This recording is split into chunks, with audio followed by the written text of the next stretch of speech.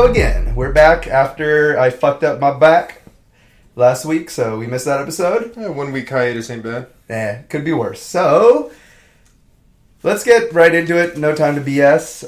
Mr. John, anything going on with you lately? Rihanna work.gif and just going to the gym a lot. Alright, young people stuff. Me, threw out my back, so I'm still recovering from that, but I'm doing much better than day one. As you know, we're obviously recording, so I'm not as fucked up, but it still hurts like a bitch, so there's that. But we are back. We are back, though, so let's rock and roll. I'm going to go through last week very quickly. It's going to be a very, Blitzkrieg style. But, obviously give me input, stop me if you do want to say your piece on any of this stuff. Of course. Because some interesting stuff, of course, would happen when we have to miss a week. But fuck it. Big news week. All right. So, getting right into it, of course. Kotor movie confirmed to be coming, which is going to be interesting. Kotor was a very important franchise for me growing up. It was one of the Star Wars games, the first ones, that I actually really got into. It was the only one I ever completed. So, there you go. Up to a certain point, It'll be interesting. It's going to be directed by Laeta Kalogridis. Name sound familiar to you? No. Alita Battle Angel, apparently. Oh, I love that movie. It was Did great. you? It was good. I never saw it, so I didn't. I was really... Let me read this. It's better than ScarJo's Ghost in the Shell. That's exactly what I was... Oh my god, I swear we didn't plan this. I was actually going to say, that's actually the reason I didn't go see it. Because I was afraid it was going to be like that. No, it shits all over. Because Alita... I want to say because I haven't read the source material, but my best friend is reading the source material right now, and he said that it's pretty spot on. One for one. Awesome. But very rare for her to do that. See, everything about the Ghost in the Shell live action was just not fun for me. Yeah, that's what it was. It just wasn't fun. Where the anime is fun. Exactly. But all right, it was good. And of course, they've already. This is where I think it gets a little too ambitious. They already confirmed it's going to be a trilogy. There's source material, I guess.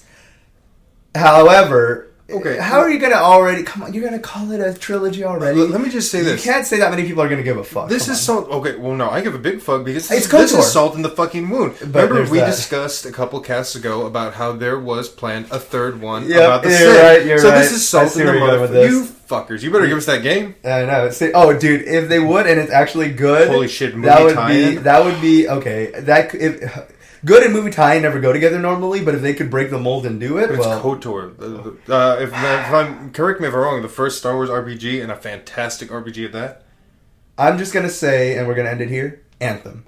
Okay, so I was gonna go into video game movies and their repertoire, but fuck that. Let's keep going. Telltale. Obviously, we know that they're dead already. They're gonna. What? It was almost a couple years ago now. I think, or last year or something. It's been a while now. It's at least 2 years.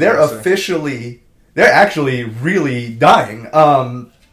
Steam is already lost Tales from the Borderlands. Whoa. So if you didn't buy it already, that's it. It's gone. And good old games, good old GOG.com. Obviously, the CD Projekt Red, we all know them for that. They already confirmed that, well, I was supposed to give you guys a warning, but here I come in late, that by May 27th, if you do not get any of the Telltale games, GOG will be pulling all of them from their service. Wow. And this all has to do with the company being closed, rights issue bullshit, not wanting to get into legalities. So that's it. Telltale is really starting to not just be dead, they're starting to straight up Thanos snap out of reality. Yeah, they're gone. It's insane. They're starting to go away. So physical copies, I think, it's right now it's on GOG and Steam that it's hitting, but I'm almost certain console digital platforms are going to also be affected soon, where you're going to start seeing that pulled. So just in case, if you want those Telltale games, Tales from the Borderlands, or any, a Wolf Among Us, any of that stuff, start grabbing it now, because it really looks like you don't know. This goes back to what I was saying before in a previous episode about this is what's scary about an all digital future. Oh yeah, exactly. They have all the control over this, and you know what? They didn't have to warn us, so they could have just been like, oh, like with PT. Yeah, everyone got fucked because no one had. If everyone, I promise you, 90% of PS4 owners would have PT on their PlayStation right now if they had been given a forewarning. I only deleted it for space, but I wouldn't have done that if... I don't know why I kept mine. But I had mine on my PS4 until the end. But now your PS4 is gone. Yeah, it's been gone. I know. I miss my PS4. Of course, I did send you, Mr. John, a picture of a really cool Pokemon shirt. Oh, yeah, you did. That looks leaked. And it was leaked. Wow. Uniqlo had a contest, of course, for Pokemon Sword and Shield, where the winner would get a big cash prize, $10,000 US. Nice. And then also have their shirt featured in the game as one of the apparels that you could buy at the shop. Oh, that's legit. The winner, what was his name? Li Wenpei from China, did an amazing job, as you saw. Killer design. You wanted to buy it. Yeah, I asked him to send me the link. It. I want to buy this shirt. Notice I keep talking about it in past tense. No, fucking hell. Come on, Game Freak. Game Freak, Pokemon, whoever the fuck Nintendo, has disqualified Li Wenpei for the fact that apparently that design had been used in previous ventures, whether it be phone cases or shirts or whatever. He did make it. It's his design. It's not plagiarism is not the accusation. Yeah. However, the rules apparently state that the design must be unique for the contest. Thus, OC. Thus, disqualifying... Well, OC, it is OC, though. But you get what I'm saying? It has to be original content, particular to the Yeah, because it is... But I know what you mean. No, I get what you're saying, yeah. I'm just reiterating just to clarify before for the anyone... viewers, yeah. But yeah, it's one of those things where, yeah, so unfortunately that is against the rules, so he was disqualified. So it will no longer be made into a shirt.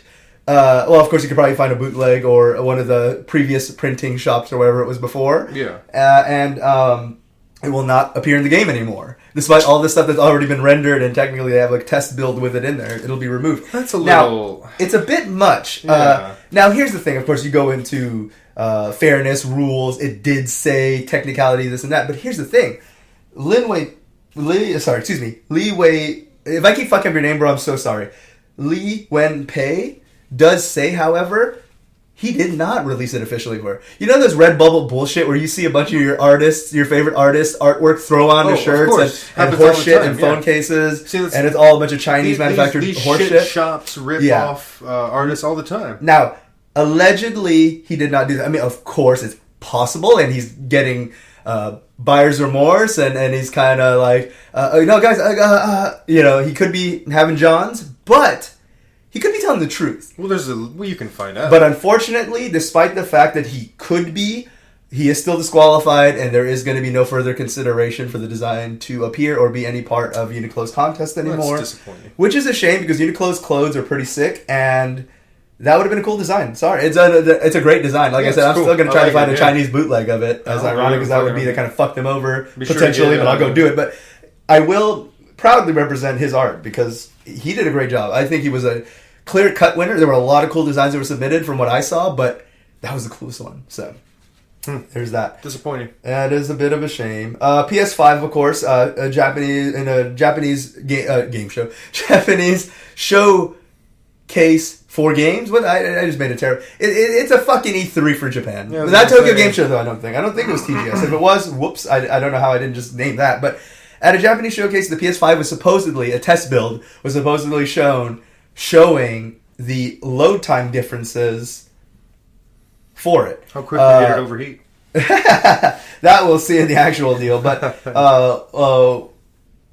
journalist Mochizuki was at the conference and actually got a quick clip of it. And supposedly, a shot, I believe it was Spider-Man. It was like a couple weeks ago already, so I forgot now. But apparently, if I remember correctly, it would be the loading screen for...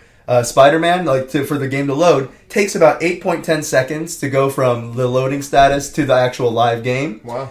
But on the PS5, it was showing that it was all the way down to 0.3, virtually seamless. Yeah. Which is really, really interesting. Good job. Yep. So there's that. What else do we have? Fucking dumbass dogs running away. We have that on the docket. We also have... Sony's division. What did I write here? So, Sony's... What the fuck? Sorry, I'm reading my notes real quick. These are the 2-week-old notes. They're all crumpled. Let me see.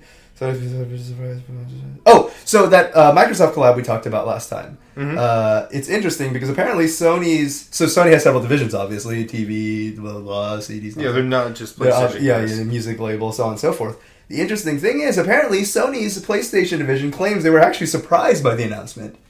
So it looks like the CEO bigwigs all made this call and shook hands with Microsoft before the Sony development team, or PlayStation development team, excuse me, or PlayStation team in general, even heard about it, apparently. Not necessarily a shock, but... Yeah, so it's interesting how that does work. Of course, they did announce that their ideas for the PS5 is going to have cross-gen play, so they're supposed to be... Cross-gen or cross-console? Cross-gen, PS4, PS5, okay. Say you're both playing Rocket League, whatever the case is. Yeah. And of course, backwards compatibility. It's really funny that like each of the game companies, Nintendo, Sony, and Microsoft in particular, are all so advanced in some ways and so ass backwards in other ways. It's actually funny, like how long, like Microsoft like did backwards compatibility on the Xbox One so far, and and then PlayStation did a weird ghetto version where they sold you the games you already own. But anyways, it's interesting that they all kind of seem to do really good in one field and really shit the bed on the other. Yeah. Exactly. Of course, we're going to talk about Judgment later in the actual main docket, but in Japan, the sale was suspended because of Pierre Taki, but now it's back on sale again, and everything looks good there. They actually did. So here, the weird thing is, from the article I saw, they did change the voice, of course, as we know, because of... but they kept his likeness, so that's a little weird because now, he looks the same, and it's still Pierre Taki, but I don't know anymore because a lot of the Yakuza things is one of those games where they take the voice actor's likeness is used heavily, so there's that. Do they paint Shrug? I don't. It's a weird one. Nose white? Yeah, it's an interesting one. Neo 2 closed alpha's out. Neo 2, the first Neo, Team Ninja Souls-like game, very good, and honestly, it's probably the best Souls-like out there. They did a really good job, and the cool thing that Team Ninja does is they do a very good job listening to feedback and implementing into the game right away whenever fans think of reasonable changes or anything like that, so that'll be interesting. Psychonauts 2 is supposed to appear at E3 with a panel with Tim Schafer and Jack Black. Yes! There's that, so we'll see. Are we going to get Brutal Legends 2? I don't know. It's gonna be better. Oh god. Mario Kart Tour, of course, that's coming out on phone, is going to be... I would have been stoked, but it's apparently going to be a microtransaction-filled nonsense with unlocks and pay-to-win, so God there's damn that. It. That's not what Mario Kart is. Good old Nintendo doing that there. Quantic Dreams, a.k.a. the David Cage games, finds itself coming to PC as an Epic Games exclusive. Nice. Detroit will come out in the fall. Beyond Two Souls is going to come out, is going to come out June 27th, and Heavy Rain June 24th. You can buy them individually or as a collection on there, so we'll see there. Capcom talked about how they are really big fans of their RE engine, which did make an appearance in RE2 and DMC5, so a very good engine that they were on. They're apparently such a big fan of it that they're going to continue to use it for future games to come. So we'll see whatever they work on there. They're going to go from there. What was it? Bad Switch? What the fuck was that? Oh, right. So they were talking about. So Capcom's been doing this thing where they've been really Godcom again finally instead of Crapcom, which they had been for the last while. Decade. But they're getting back on their horse, and they're doing a very good job. One of the only real questionable things they've done lately is that the ports for Resident Evil have not been well priced, because you're talking about Resident Evil 4, RE0, and what was the other one that came out? Oh, and RE Remake. Mm-hmm. Are on the other consoles for $20 each, but Nintendo or Capcom, whoever made the call, has them priced for $30, $10 more for no reason. It's the same ports as on the other consoles, so for $10 more on each of them, so that's an odd one. Redacting what I said earlier, I read my notes backwards. The RE engine was specifically for RE7, then they used it for RE2 Remake and DMC5. But they really like it, so they're going to keep using it for a time to come, which is good, because when you got a good engine, fuck it, why fuck with it? Unreal. Yep, basically. Supermassive Games did announce that there is going to be no Until Dawn sequel. Actually, they announced that a while back. Until Dawn did really well, but they didn't really... They're doing what I think a lot of developers need to consider, which is not oversaturate something just because it did well and make unnecessary franchises. So they're actually going to they're doing a new game called The Dark Pictures Man of Medan. Yes. Oh, that looks so fucking cool. It looks really cool. So it's going to come out August 30th for PC, PS4, and Xbone. Yeah, do a little research on that. They're doing, it's apparently an anthology series style game, so it's going to be really cool. I guess it's based on a Horror Story. No. It's based on a real life event. Oh, that's cool. So I've only heard of Man of Medan, but anyways, so I guess Man of Medan is going to be the first of the Dark Pictures of the series, and I guess I don't know where they're going because if I remember correctly, Orang Medan is a ship. Oh, like okay. A ghost ship. So, well, anyways, whatever it is, it's going to be cool. Of course, they did mention something which I do like, where they talk about how the Until Dawn's success actually inspired them to move on and spread out as opposed to milking the same cow over and over again. Yeah, Ridley Scott with Gladiator 2. So, good job, Supermassive Games. And then I wrote a bunch of other bullshit, and then... Oh, right. And then finally, Epic Games... will block you? Well, was. I'm sure this has been resolved by now. Again, this is a couple of weeks ago. But no. Epic Games would block you if you spent too much. So basically, here's what happens. So Epic Games doesn't put a cart, right? Because the thing's half-baked. They just wanted to launch it with their 10-cent Fortnite money. And they wanted to get out there as soon as possible, take this thing by storm, force a monopoly by killing Steam, essentially, right? Yeah. They don't even have a cart. So what do you have to do? You have to buy games one by one by one. Mm-hmm. If you buy too many games... and they had a sale, right? A massive sale. We talked about how epic that sale was. Yeah. But anyways, and then we talked about that, right? But then what it started doing shortly, because all these breaking things happen after we record.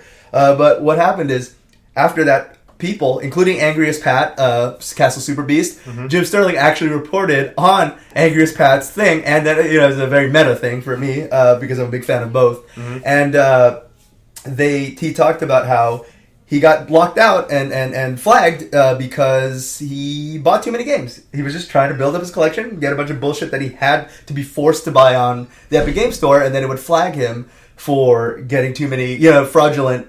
For getting too many games fucking look back to back to back to being back to so back. epic again. Yeah, so there's one of those things. I remember a few weeks ago how times change where they claimed they were going to be the good guys and they've just shown they're the true villains. I know, right? So it's all fucked up on there. Steam should launch a sale in response to that. Right. All right. No limit sale. And into the current week's news. Let's get to it. Cyberpunk 2077. Yes. I was already saying it right, and then I fucked myself up in between. Being confirmed, of course, even though we kind of knew this from CD Projekt Red's previous reports, but did confirm that it's not going to be playable at E3. So that means that there's still a lot of work that needs to go into the build, so we probably won't be seeing that game for a while. There's the speculation that we probably won't see it until next gen, with next gen being a year or two away, it seems. So we'll go from there. If there's one company I trust, it's them. Yeah. I have no qualms. So Take we'll your see. time, please. Exactly. We've always said it time and time again that we'd rather something take a while and get delayed for a year or two and be good than come out right away and become shitty. Yep. So there's that. We're going to change the pacing a bit. I was starting to speed through it for some fucking reason. I realized it's already this week's news. We're about to be out already. Oh, one more thing from previous week. I almost fucking forgot. John, what are your thoughts on cat snuff? Cat snuff? Cat snuff. What's cat snuff? A snuff film involving a cat. Ew, is that really? I'm totally against that. I like so much so I don't even play Exploding Kittens because the name is not cool with me. Okay, right. So you're not a fan of that, right? No, not at all. But do you know who shared it and sent a fan of it? Gee, let me fucking guess. I wonder who's a terrible enough person and someone we're huge stands of on this podcast that they could have shared such a epic video. So while I was hurt, and maybe this was kind of pointing towards something, Randy Pitchford shared a video of... So basically what happened is, in the video, there's a cat and a crab, and I saw the video. So okay, they're pit against each other. Well, this is for them, but so they're pit against each other. Long story short, it leads to an altercation. The crab kills the cat, and then there's all that good stuff. Well, Randy Pitchford, of course, for some reason, to his surprise, a lot of people were not cool with that being the case, and they he had a lot of flack for it. So what would a good person do, right? Delete a video and then apologize, right? Mm-hmm. Is what you would think that someone would do. Mm-hmm. But what does he do? He basically, in so many words, from what I saw on... doubled down. Yeah, from what I've read and what I saw and on Sterling's report, he basically went ahead and doubled down and was just like, it's a social experiment. That's basically what he said. I saw his tweets. Oh, he saw his tweets? Oh, you actually saw his tweets? I actually saw that shit. Yeah. Okay. So he I fucking saw doubled the down. tweets. He's like, come on, guys. It's a social experiment. Come on. So I saw the on.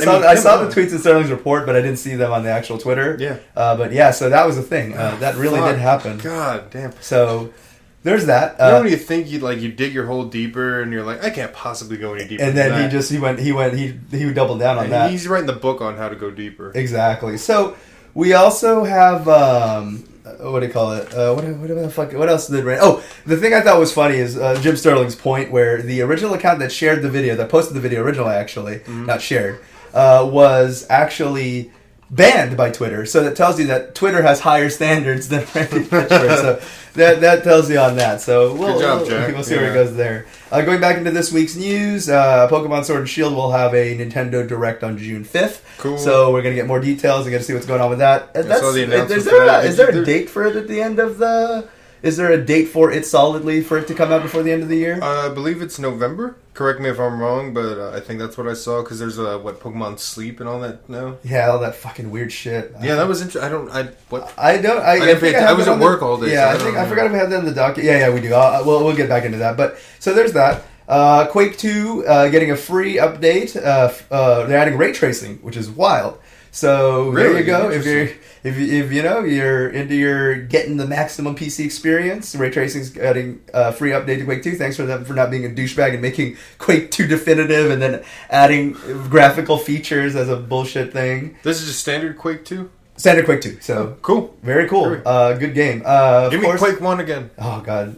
The Quake series is so good. Give me a new Quake 2. Yeah, give me a new Quake. Doom developers. Fortunately, Rage 2 wasn't that good, apparently. A little boring. It had its flaws, but... I got some hands-on with it finally. Oh, did you? It's fun, but... I mean, yeah, I've heard that. I've just heard mostly that it's alright. It's passable. It's good. It's a game. It's a game. I think it's a game. I think the thing is, Rage 1 was cool, and then on top of that, Doom was cool. So it's like... I think it's buried by expectations, essentially. In fact, the discussion I had while playing Rage 2 is that, well, it's Bethesda, but that's what makes Doom better is no reloading.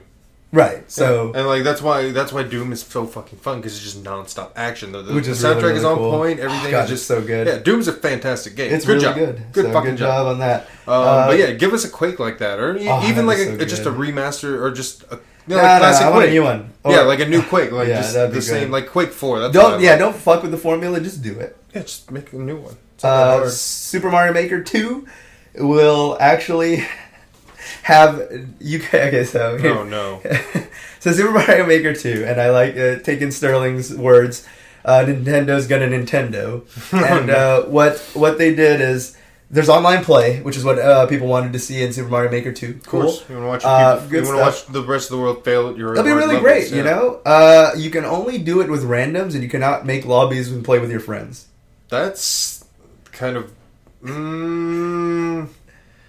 The company that claims that there's nothing better than going out there and playing with your friends doesn't want you to play with your friends. Why do they make it so difficult for you to have friends? Why do you make it difficult to have friends in Nintendo? Or online play in general? Anyways, let me give you this 12-digit code. Their remark this time is that it could fuck with the integrity of the leaderboards. What does that mean? So for all this cool competitive play people, you could roll back your thing if you have not classic. Excuse me.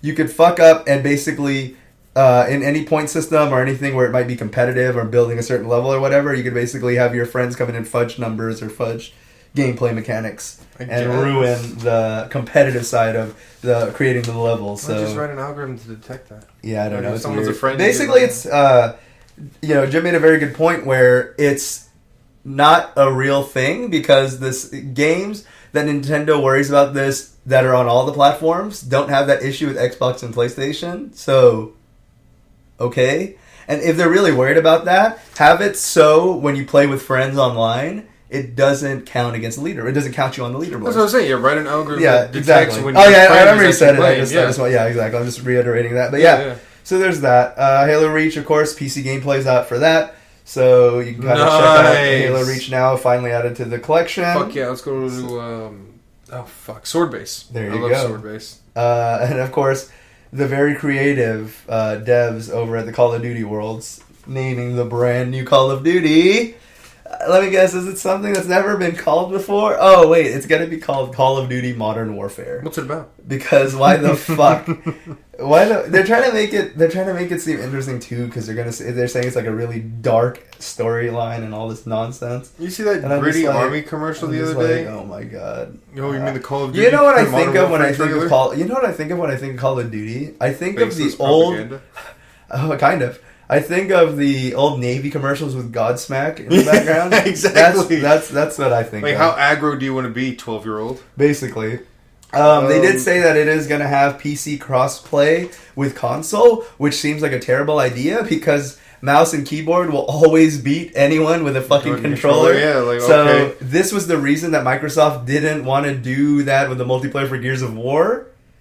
And why sometimes if you did play Xbox One Gears of War remastered with a friend, the PC would always be clearly better at shooting than you, but that's a thing. It seems like they have the right idea with, like, you know, you want to play with all your friends, but it doesn't seem like a good idea this time. No, you're going to get your ass handed to you. Not in a shooter. And one thing they did announce that is a good thing is no season pass. Really? What? Call of Duty not bullshitting with season pass or pay-to-play mechanics? Kind of a big nuts move there. Yeah, I'm surprised. Right. Wow. So we'll see. It seems like by saying the crossplay thing and by doing the season pass, it really does seem like they're trying hard to win people over. But they also have to realize that the game has to be good. So we'll see. I mean, Call of Duty has a dedicated base. It definitely does. That's never going to go away. That's pretty much the thing, their problem is, and what it is with all these AAA developers, is the fact that they're so worried about what the investors, that success of a game doesn't mean shit, right? So you had Call of Duty Modern Advanced, whatever the fuck. Oh, Black Ops 4, right? What was the one that just came out? Black Ops 5? Yeah, no, Blops 4. Blops 4? Okay, so that was the newest one, right? Yeah. So with Blops 4, it only sold 500 million copies in like the first week or some bullshit, right? Which seems astronomical. That is astronomical. It's actually amazing. But that's like 50 million less than what the last one did, so it's failed. Yeah, see, that's what I'm saying. It's stupid. I don't understand. It's but dumb. Anyways, if they do make a good game, it comes out October 25th. So we'll see then. I mean, I don't care about. I'm not going to buy it. But we'll still see. We'll physically see. What the trailers promised was actual gameplay footage. So if that's the kind of graphic quality you're dishing out, then good job. On that. Yeah. Mortal Kombat 11 expanding details on the first combat pack that's going to be coming out. Yes! A lot of cool stuff. They did confirm that Spawn will be one of the characters. And Ash. And, of course, Spawn... Wait, what? Ash also? Ash is going to be... Bruce Campbell tweeted that shit, Holy shit, I didn't know that. Hell yeah. Wait, no, Ash is... Wait, isn't Ash going to... Wasn't Ash in fucking... The other fucking not MK11 fucking Ash hasn't been in anything. Dead by Daylight. No, he was in one of the horror. The one with Ghost. The one where Ghost was just announced. Dead by Daylight, is he? He was there. So what they did with Ash and what they did with Ghost is funny because they get fucking up the build and someone's uploading the wrong build, I guess. Or a fucked up build where basically they were starting to show and you could see like this blank characters, right? Because not released yet, right? Yeah. But if you hovered over them, it would load the character model of who it is, even though it's a mystery, but it's not a mystery. Good so job. anyways, but yeah, so I didn't know that about Ash. If John's wrong, everyone crucify him, not me. Please do. Ash will be there, which is cool. Spawn, of course, will be voiced by Keith David, which I'm assuming Ash will be voiced by Bruce Campbell. I would hope so. Let's see. There's that. I'm pretty sure. Let's see here. Bruce Campbell just messing around, or is Ash Williams in MK11? Mortal Kombat 11 teases Ash Williams Evil Dead DLC. That's 1 day ago. Polygon's reporting here from 2 days ago that DLC is Spawn, which is confirmed. Okay, yeah, Nightwolf, and Sindel. Yeah, I remember that. But yeah, I saw Bruce Campbell tweeted that, so I don't know. So we'll see. Maybe he's fucking off his rocker, or he's in the wrong game, or whatever. But we'll see. He could be. But we know, or he could be his own standalone DLC. That might be not why it wasn't announced in the pack. I don't know. Okay, yeah. Anyways, the first to come out in the pack, of course, is going to be Shang Tsung. We saw the trailer for that. Fucking high. He looks so good. From the reveal and details we've heard, of course, he seems to be taking from Reptile, Ermac, Rain, and Smoke sets. Yeah. Which hopefully doesn't mean that maybe, because I really want Reptile to be in the game. Same. So hopefully that doesn't mean that Reptile is out. But Shang Tsung's always been a whatever the fuck you call that in the fighting game community, but uses a lot of the other characters. Like Tribot in the last bullshit, one, yeah. So there's that. We'll see. And then, of course, as John already mentioned, Sindel Nightwolf is also going to be there. Well, the first Shang Tsung will be out on June 18th, so very soon. So grab that pass or pack, whatever is your choice. And there you go. I'm wondering if they're trying to do with Mortal Kombat 11 what they did with Super Smash Brothers, where they're just trying to fucking throw in everyone. That would be kind of cool. Yeah, I'm down. I mean, I have no It's hard to balance a fighting game when you do that, but that'd be cool. I haven't played Spawn in a fighting game since Soul Calibur. Yeah, exactly. Soul Calibur's the last time I remember him in a game too. Yeah. Keith David, hell yeah! And so yeah, of course, he voiced by Keith David? Nice. Originally, and so yeah, Keith David's back into action as Did he also voice Arbiter in? I believe so. KI? I believe so. Yeah. Nice. So hell yeah. Of course, when George R. R. Martin is busy not writing books. So all the time. He is apparently in cahoots. Now, this rumor's been around for a while, but it's going to be interesting to see with E3 coming up if this is going to be announced at all. But George R. R. Martin is, for rumors, been around for a while now that he's allegedly working on a game with Miyazaki, who's known for the Dark Souls series. Ooh. So, Game of Thrones Dark Souls, except good, is possible. So we'll see where we go from there. It'd be interesting to see a Western novelist write a narrative for a Japanese game. Yeah. That would be interesting. Not the first time this ever happened, but it'd be very high-profile collaboration. Because Game of Thrones and Dark Souls are two very huge franchises, so it'd be interesting to see. He does. I mean, he does high fantasy, but his sci-fi work is fantastic too. That's good to know. Tough Voyaging is a book you should check out. There you go. There's that. What else is there? Square Enix, of course. Excuse me, I skipped one. Sonic's redesign, of course. We talked about it before. So Sonic's redesign has pushed the development outwards. The release, outwards to Valentine's Day of next year. So go see that with your significant other. They did confirm that they are going to go ahead and give them gloves to hide that nonsense. Why would you do that? And then so we'll see. They're going to remove his weird. The good thing, what I think happened, and I think Pat from Castle Super Beast summed it up best, is that basically the execs went back into the office and told the graphic people, do the graphics. And the graphic people were like, do you understand how fucking long it's going to take to remake the entire film's worth of Sonic? You realize Sonic's the main character and appears this many times. It's not like you just plug and play and all this bullshit. Like 50 minutes of screen time, if that. Yep. And so it'll be interesting to see. So we just know that the graphics are being reworked, right? I don't think there's going to be any reshoots. I don't think Carrie cares enough to do any reshoots, even though he might be the best part of that movie. And so we'll see from there, but that got delayed out. So there we go. Go see it on Valentine's Day next year. Square Enix, of course, announced a long time ago that they have an Avengers game in the work, but we should be seeing shit from it at E3, so we'll see. Apparently, they do have a multi-partnership deal with Marvel/Avengers, so this is supposed to be the first of several Avenger games that we will see coming from Square Enix. Is this UA3 or no? No, that's not Square Enix. I was gonna say, okay, because I saw gameplay for that and it looks cool. No, there's no gameplay for this. No, this is. I mean, we're talking about like this is gonna be like high production, so it's gonna be like I don't know if I can think of like Final Fantasy's graphics now, but with like Avengers memes. So we'll see what kind of game it is. Hopefully at E3. Dying Light 2 confirmed to be shown at E3. So yes! Cool. Dying Light was a cool, fun game. Kyle Crane, very cool man. Fucking scary ass zombies at night. So there's that. A new Darksiders game has been confirmed for E3, so that'll be cool. The last one was a nice surprise because it had its shortcomings, but there were a lot of... It was surprising. It was more fun than it sent, like it would be, because there was a lot of anticipation for it not looking so great or whatever. But 3 was cool. It was a lot of fun. I did like it a lot. It didn't look like poop. Yeah, exactly. So I did like the franchise so far. So this will be about Pestilence, because I was just talking about that right? That'd be interesting how they're going to do Pestilence. Yeah, because you have everyone else. So yeah, so they might as well. Yeah. So that'd be cool. That would be the predictable but good way to go. And here's the thing. So we always talked about Microsoft kind of holding back or kind of not necessarily holding back, but kind of like rope-a-dope so long and getting the fuck beat out of them so long that eventually they're going to swing back, right? Yeah. Stay till the end of the podcast to find out what happened to that story. Because I actually just skipped my notes, but I was just trying to make it sound clever. Five Nights VR Help Wanted is out now. Fuck that, dude. Kotor, you made some interesting games. You rode the flame when it was hot, but I cannot play your games for shit. I can't play them normally, so in VR, I would actually shit myself probably trying to play those games. A little story time. First time I ever played was it was at a Halloween party at Vivi's house, right? This was one of the first one, like, nobody knew what it was. It was like, oh, it's a scary game. So we're all sitting around this little fucking computer playing it, and everybody loses their shit. Like, they're cheap jump scares, but like, you don't know what to expect. So right. I can only imagine that feeling's going to be be recreated in VR, and that's going to be so much worse. It's going to be fucking wild. Especially if you have the full headgear on. Fuck that. Yeah, no, exactly. thank you. So...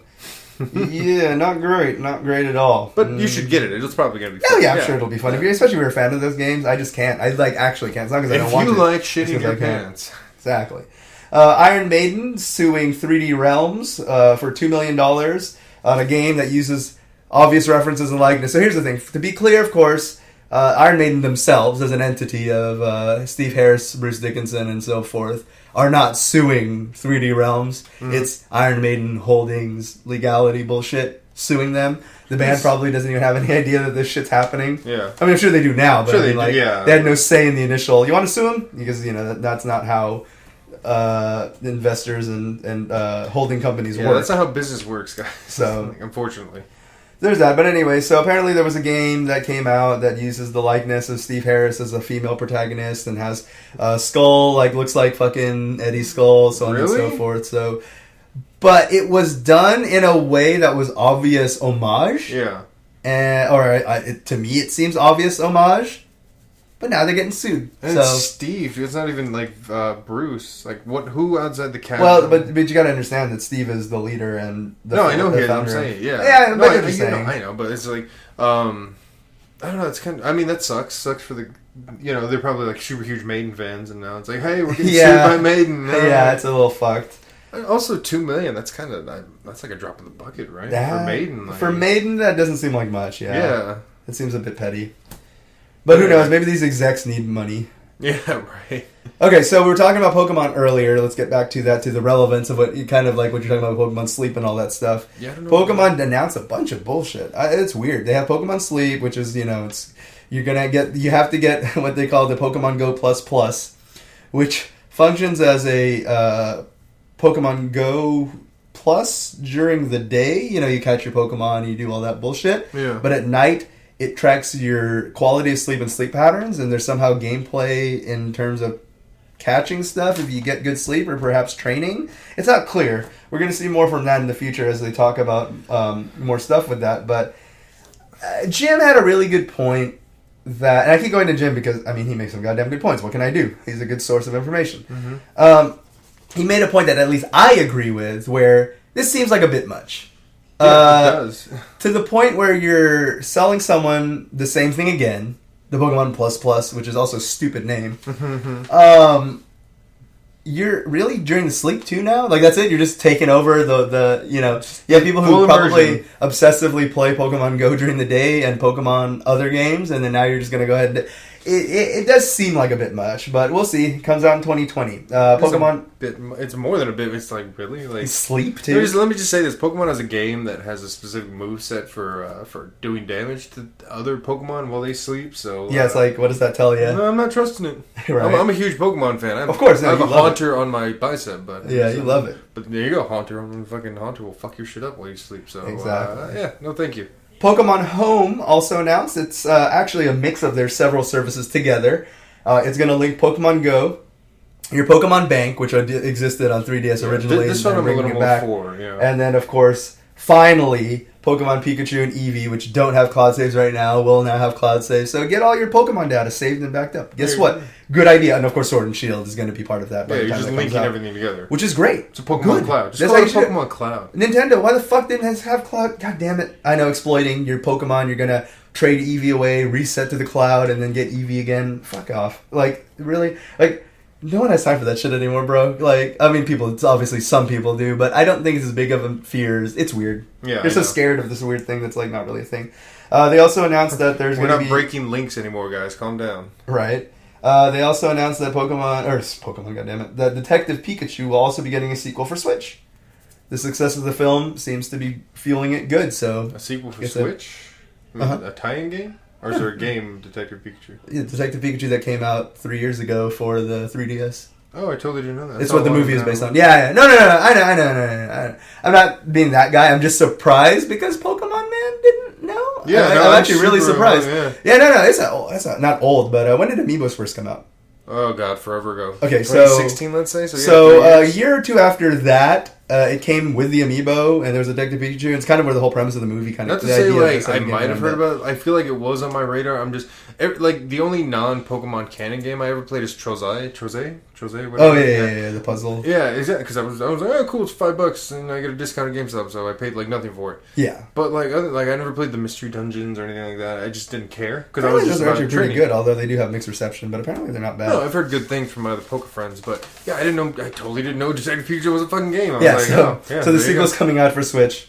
Thumbs up. Yeah. Good, cool. One thing that isn't coming out, not in the States, is a little sad. So, what? I'm going to bitch about Scalebound forever. So. Oh, yeah, there's that. But, Fallout Shelter, what did you think? I liked it. I actually played Fallout Shelter a shitload. You played a lot. I played a lot of it. I think I downloaded it and then uninstalled it because I just didn't play it. Okay, so there's fair enough, right? It's not that I didn't like it, I just didn't give it a chance. Right. The thing I liked about it is there was monetization, but it wasn't too shitty and so on and so forth. But anyways, surprising. There is going to be a sequel coming out, Fallout Shelter Online. It's going to include having vault raids, PvP, have fun with your friends and fucking them up. Almost and it sounds really good, except for the fact that it's only coming out in China. It comes out later this month, and that's it. The end. There's not. That's not it sounds like a testing it sounds ground, like one of the cool. I mean, it could be. We don't know, but as far as we know right now, that's where it's launching and that's where it's staying. Which is sad because it sounds like a really badass thing. I want to play Fallout Shelter with my homies. Did fucking China shell out for that? Right. It could just be a test market, though, because China loves their microtransactions and free-to-play nonsense, so we'll see. They're just giving Todd sanctuary from all the that's where they're going to put him. Right? Yeah, they're going to hide over there. When he told us that Elder Scrolls Blades was going to be a true Elder Scrolls experience with the timers and pay-to-play shit. Okay. Yeah, because I remember that in Skyrim. Let's see. Contra Anniversary finally announced, like, the quadrillion games that are going to be in it. A lot of the games, of course, didn't come out here in the States, so it's going to be cool to see all those new Contra games coming out in the States for the first time. The Castlevania collection came out really good, so a lot of hope for this. I'm excited. Contra was amazing. Definitely one of the first games I remember playing and still like playing to this day. Despite how hard it is, especially if you play two-player and the other person's fucking around, it can be pain, but good stuff. So yeah, I don't even have a Nintendo handheld, but I still have my Contra 4 for DS. There you go. Ghostbusters Remaster coming out. It's the 10th anniversary of that game already, which is that was a wild. 360 game. But yeah, it looks cool. I mean, there's nothing really look like they did anything to it other than upscale the fucking graphics and shit. Yeah. But it'll be the same game. It was a fun game. It's coming out for Xbox One, Switch, and PC and PS4. So there you go. Can I have Kristen Wiig and what's her name, Melissa McCarthy DLC? If it was a bad game, yes. We could do that, so there's that. Actually, just give me the Thor DLC, because he's in that one, the new one, right? Yeah, he was in that unfortunate travesty. Terrible fucking movie. I heard. I haven't seen it. I don't know if I want to. Yeah, no, anyway. It's not good. Game should be cool. It looks good. I love the Ghostbusters. Big fan. You know what? Give me Zach Baggins DLC. There you go. That is the true Ghostbusters fan. Anyway. Ubisoft Pass is going to be coming out. We're assuming it's a cloud-like thing. Ubisoft, so there's that. It'd be cool if you get like with the Game Pass, but you get all the Assassin's Creeds, including our favorite. Yeah, that'd be interesting. Yeah. We talked about in the recap of last week. We talked about Yakuza.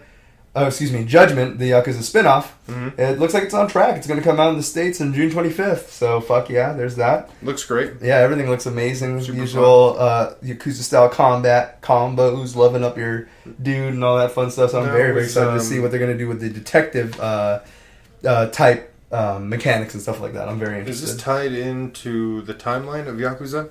It's covering a different character in the same universe. Okay, will you interact with the main? That's what we don't know, so it'll be interesting. So I'm very excited to see if you do. Yeah. So there'll be that.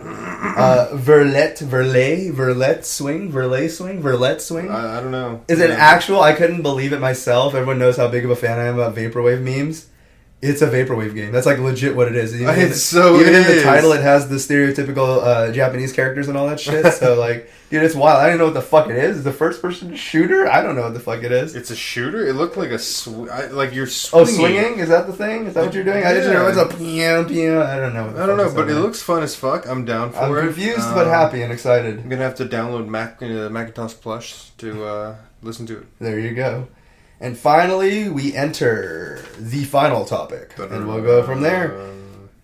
Microsoft, we're going to talk about that. It'll be interesting because Microsoft's done one of those things where, again, I've been a defender of Microsoft, almost a sympathizer, but again, every company has their ups and downs, right? Of course. Microsoft really seems like they're going to try to come in a flurry. So what they've been doing lately is they've always been doing good stuff, right? So we talked about how they're helping Nintendo with their online stuff. I believe Microsoft's always been the good guy. Xbox Live features are already appearing in stuff like Cuphead, so there's that. Sony and Microsoft, of course, announced their cloud-based gaming meme. It seems like it might be an answer to Stadia, or Stadia, however you want to say that. Stadia. So it'd be interesting to see what they do there, right? So all these things, they've been an advocate for crossplay for quite a while. And then, of course, they've brought some of their titles to PC that before were only available on Xbox. All good stuff. Apparently, at E3, we're supposedly going to see a huge E3 showcase announcement of Microsoft revealing 14 first-party titles. Now, they've been a big advocate of helping indie titles. They have a ton of cool and good and also broken indie games get onto the Xbox platform and help indie developers. They had the ID for Xbox or whatever the hell it was called. They were helping the indie developers get out there and giving them the spotlight. Yeah, they've been great at that.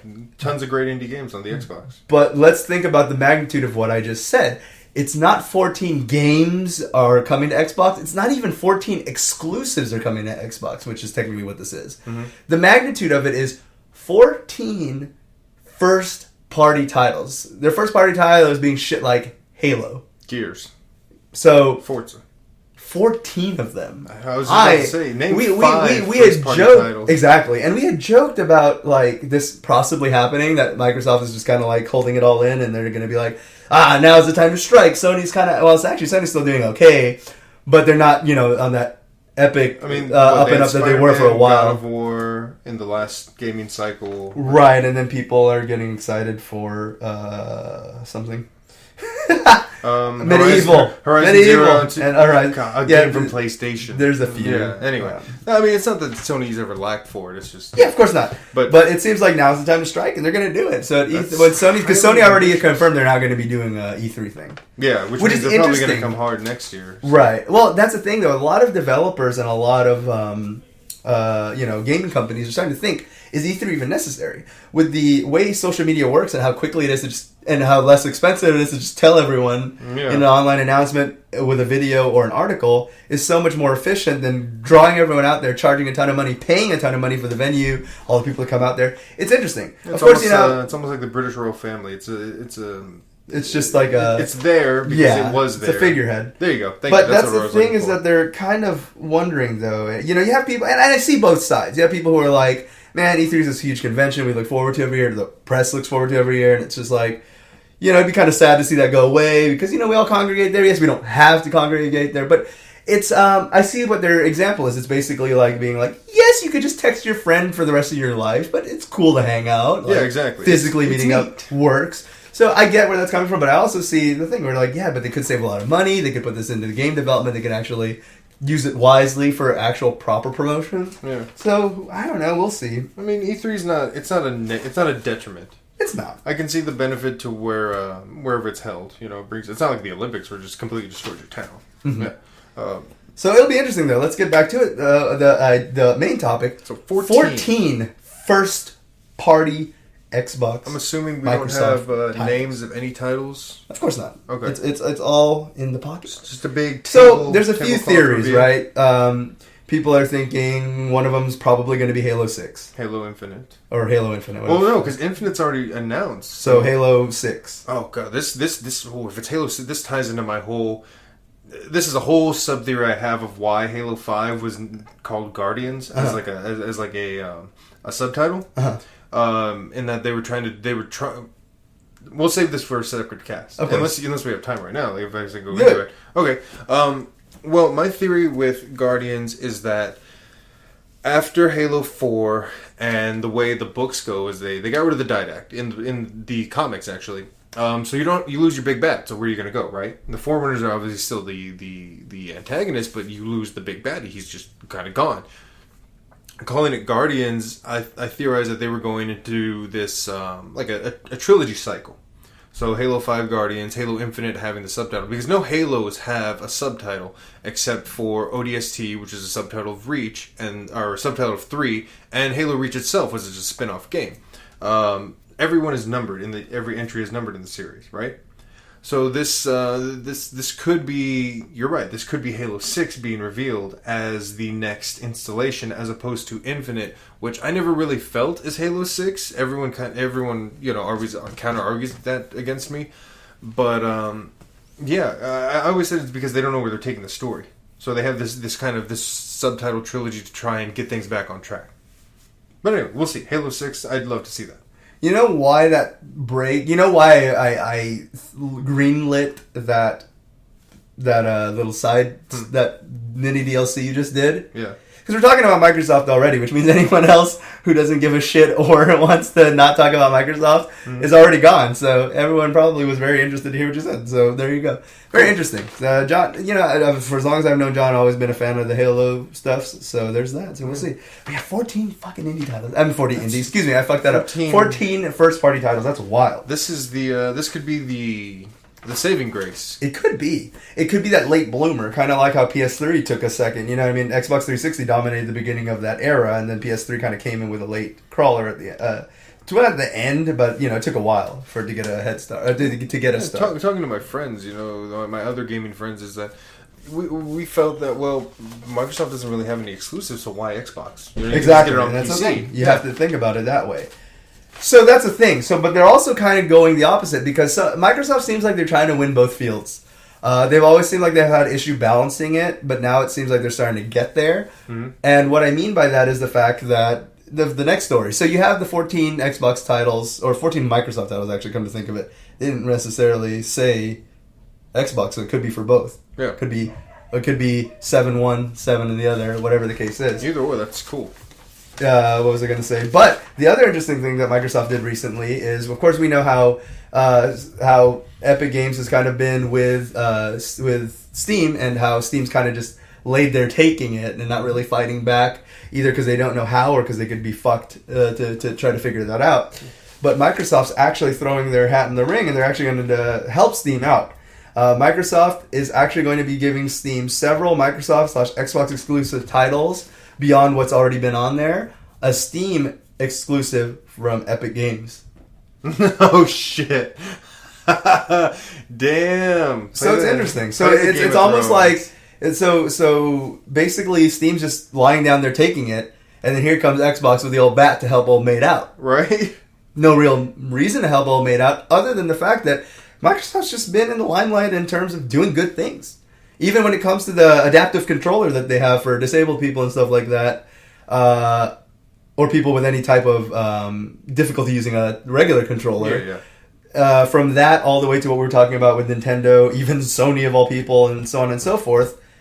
Now this comes, and Xbox just seems to be a good guy, and genuine good guy. Not like Epic Games fake ass good guy. Yeah, it seems like Microsoft's really being good guy Microsoft, and kind of rolled with the punches and the bad jokes and memes, and it's just like, you know what, we don't know games, and here's all the good stuff we can bring to the table. Microsoft's and kind just of bring that it cool forward. guy that has like the best life and like doesn't really do the best. Yeah, we actually make more money than any of you guys combined, so we don't give a shit. Yeah, but we're gonna be humble about it. We're not gonna fucking flash out. Bill Gates as the face of Microsoft is so apropos. Yeah, I think. But anyways, to think that's the guy who thought the internet wasn't going to go anywhere. God. So we have Microsoft bringing the fight to Epic. So we'll see where it goes from there. That makes me much more proponent for Microsoft, especially after Epic's like quick mask off change. Like, come on, yeah, dude, real quick. Like, they were already removing the mask as they were telling us they were going to be the good guy. I know, right? They were doing it like midway. It's interesting how Microsoft over the last few years has basically just lost the fight so badly. Like against Sony, like, it's not even close. You know, they did so well with the 360, and then the Xbox One has just been one faux pas after another, whether it's rightfully judged so or unfairly, and they just kind of rolled with the punches, and it seems like they were, while everyone was laughing and lolling and seeming like Microsoft was dying, it sounded like they were really getting their head together and getting shit together, so it's good. Microsoft's lawful neutral. Good stuff. But yeah, tell us what you guys think about that. You know, I know a lot of the general community is not necessarily pro Microsoft, but I'd like to hear what you guys think, for better or worse. Do you think Microsoft's pulling a more elaborate villain meme, or are they genuinely being good guys? To me, it seems genuine. To John, obviously, like I was saying earlier, it seems genuine, and yeah, I don't. It's obvious that they are still bolstering the Microsoft brand, because they are throwing their brand here and there. It's not going to appear on Nintendo. It's going to appear on Sony. That's what you It's going to appear on anything as Minecraft. It's going to appear on Steam's games now, and so on and so forth. Well, the ones that they do get. But it seems to be for a generally good cause, so I don't see anything. I see no harm, no foul on that one. Yeah, I don't get the vibe that, like, even before Epic decided to go mask off, like, it did get the vibe like, well, what are you playing at here? Why? Because even going for Monopoly, that's not necessarily a good thing. Right. Of course not. Yeah, you're It's trying not to a pull good the thing rug at all. out from. Yeah, you're not Because trying to people don't pull have the a rug out choice. from Valve, but Yeah. I mean that's okay. That's for your own gain. Yeah. No, Microsoft just genuinely seems to just be doing a good thing. Absolutely. So yeah, if you have any input on that, any comments about anything we talked about, make sure to hit us up at disconnectedcastmail@gmail.com. Once again, that's disconnectedcastmail@gmail.com. And where can our lovely listeners find you, Mr. John? You can find me on Twitter at EvilDeadGuy and on Instagram at DisasterMan_music. There you go. You can find me at pretty much anything at ZD Rocker. You can find all my projects, and I still have not put this one on my main website, SlimAsianEntertainment.com.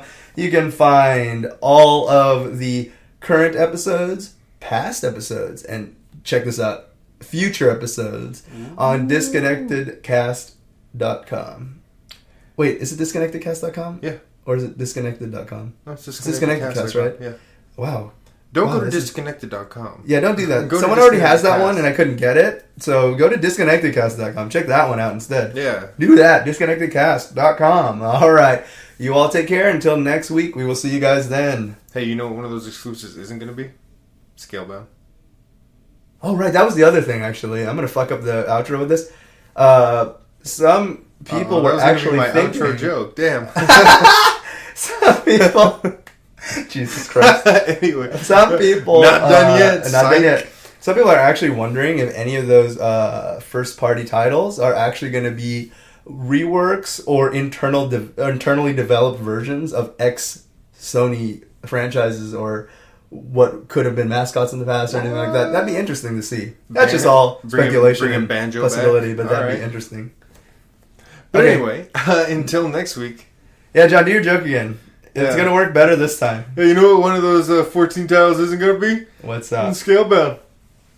And then it is. I know, right? All right, see you guys later. Yeah, take it easy, yo. All right, we're still here. So I hit stop. I actually hit stop. This recording actually ended. And then we got a great story. Todd Howard, aka Todd Howard, came out, and he is just, what do we call this? Quadrupling down. We announced Skyrim 5.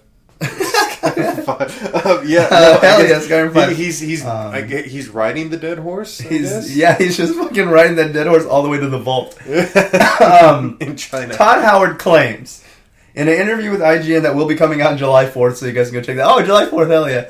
How fucking appropriate. So Todd Howard claims that Fallout 76 is not the shitfest that people think it is. It is a shitfest, he pretty much admits. But that was all foreseen. He said that this was never meant to be a high Metacritic game. Good ratings. Good ratings? No. God, no. This was not about good ratings. Because a game, and I'm just paraphrasing a bunch of his quotes basically to make it sound really stupid, but it's stupid, that's why. I'm not making it sound stupid, I guess. He's making it sound stupid. stupid. I'm making it come through to how stupid it is. Yeah. And then Todd Howard actually said that it's not what a game is at launch. It's what a game becomes in post with the support and development. And he just keeps going, and he just keeps fucking whipping this fucked up horse. This horse is like a leg is all that's left, and it's just fucking going. And that's not it though. He also goes, developing a game this way is even harder. John made a face. Sorry, that was me making. Okay, is it Todd really?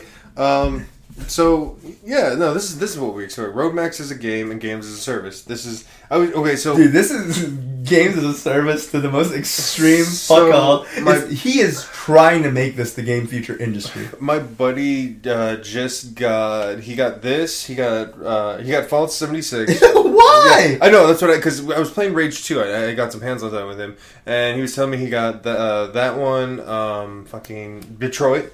Because I told him it was good. Okay, I enjoyed it. That one's good. Yeah, and then he exits out of Rage because we're going to go watch a movie, right? And you saw it. And I saw it. I was like, really? He goes, yeah. I'm like, why? Why did you... And he Redboxed it of all things. I was like, why would you waste hard drive space with that? Yeah. He's like, I just wanted to see. And I'm like... I just sat back. To see what? And I sat back. I'm like, cut to John and mine's Fallout 76 stream in a few weeks. I'm joking. Right? And I was like, so what'd you think? And he's just like, shaking his head. Like, nope, not a good game. Apparently, the narrative is told through vidlogs, I guess. It's told through holotapes, which is obviously a staple of Fallout. But that's not how the narrative is. Well, it isn't, and here's the thing, right?